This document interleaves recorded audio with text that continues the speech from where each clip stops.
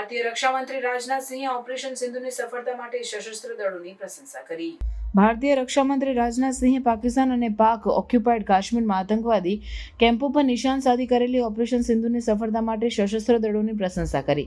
તેમણે જણાવ્યું કે આ કાર્યવાહી અત્યંત ચોકસાઈથી અને નૈતિક સંયમ સાથે કરવામાં આવી, જેમાં નાગરિકોને કોઈ નુકસાન થયું નથી। ઓપરેશન સિંધુ અંતર્ગત ભારતીય સેનાએ બહાવલપુર અને મુરીદકે સહિતના 9 સ્થળોએ મિસાઇલ અને ડ્રોન હુમલાઓ કર્યા, જે આતંકવાદી સંગઠનો જેમ કે જૈશ એ મોહમ્મદ અને લશ્કરે તૈયબા માટે જાણીતા છે। આ ઓપરેશન લગભગ 23 મિનિટ ચાલ્યું અને તેમાં અનેક આતંકવાદી ઢાંચાઓનો નાશ થયો। સિંહે જણાવ્યું કે આ હુમલાઓમાં 100થી વધુ આતંકવાદીઓને ખતમ કરવામાં આવ્યા। નેશનલ ક્વોલિટી કોન્ક્લેવમાં પોતાના સંબોધનમાં સિંહે પુનઃ જણાવ્યું કે ભારતનો હેતુ પાકિસ્તાનને નિશાન બનાવવાનો નથી, પરંતુ તેના અંદર કાર્યરત આતંકવાદી નેટવર્ક્સને નષ્ટ કરવાનો છે। તેમણે સશસ્ત્ર દળોની બહાદુરી અને વ્યવસાયિકતાની પ્રશંસા કરી અને જણાવ્યું કે તેમના પગલાં ભારતની આતંકવાદ સામેની પ્રતિબદ્ધતાનું પ્રતીક છે। સિંહે વડાપ્રધાન નરેન્દ્ર મોદીના સશસ્ત્ર દળોને પૂરા સમર્થન માટે પણ આભાર વ્યક્ત કર્યો।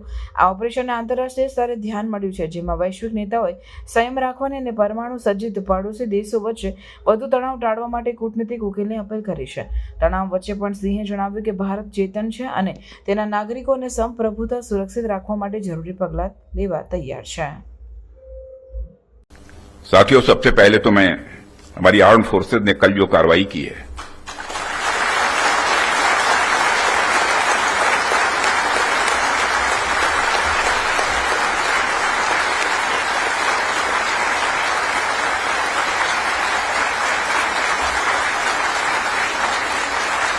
और जय हिंद जो शौर्य और पराक्रम दिखाया है उसके लिए मैं हृदय से बधाई देता हूं।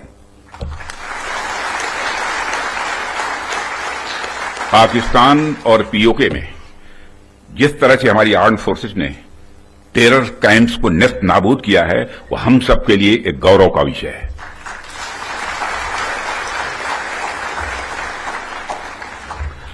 साथियों, आप सभी नेशनल क्वालिटी कॉन्क्लेव का आयोजन ये आपका चल रहा है।